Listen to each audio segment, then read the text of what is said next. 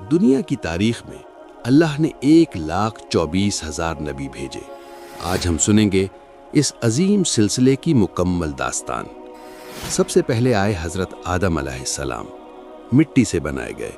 اللہ نے اپنی روح پھونکی، جنت میں رہے، پھر زمین پر اتارے گئے۔ تقریباً 1000 سال اس دنیا میں رہے۔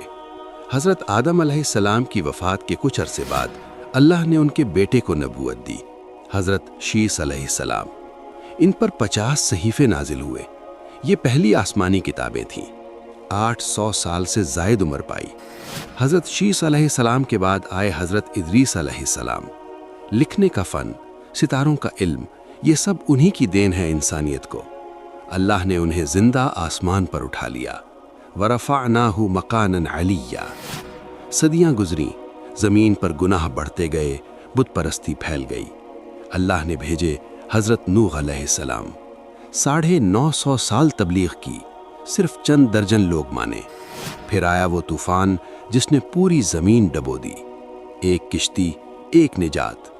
دوسرے آدم کہلائے، کیونکہ آج ہر انسان انہی کی نسل سے ہے۔ حضرت نوح علیہ السلام کی وفات کے سینکڑوں سال بعد آئے حضرت ہود علیہ السلام، قوم عاد کی طرف، جو سب سے طاقتور قوم تھی۔ انہوں نے انکار کیا۔ اللہ نے ایسی آندھی بھیجی جو 7 راتیں اور 8 دن چلی۔ قوم عاد مٹ گئی۔ حضرت ہود علیہ السلام کے بعد آئے حضرت صالح علیہ السلام، قوم سمود کی طرف۔ معجزہ، پتھر سے اونٹنی نکالی۔ قوم نے انکار کیا، زلزلے نے سب ختم کر دیا۔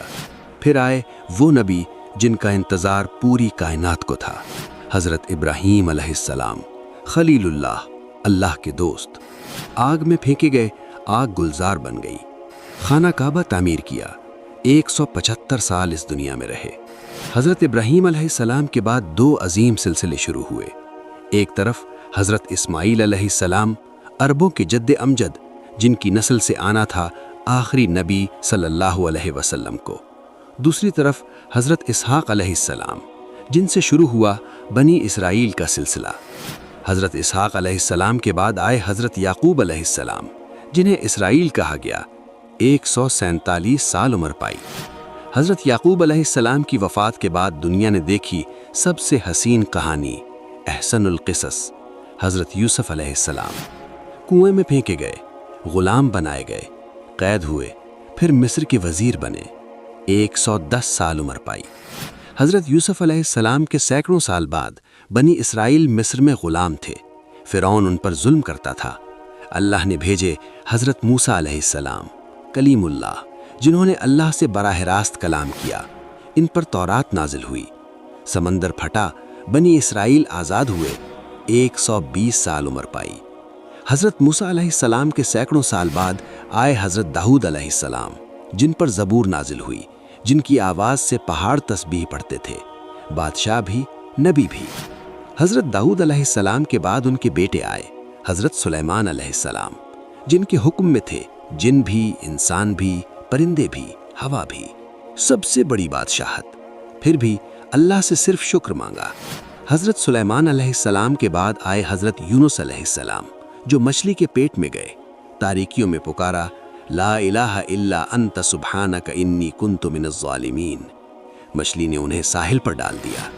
پھر آئے حضرت زکریا علیہ السلام، بڑھاپے میں اولاد مانگی، اللہ نے دی۔ ان کے بیٹے حضرت یحییٰ علیہ السلام، جنہوں نے حق بات کہی اور راہ حق میں شہادت پائی۔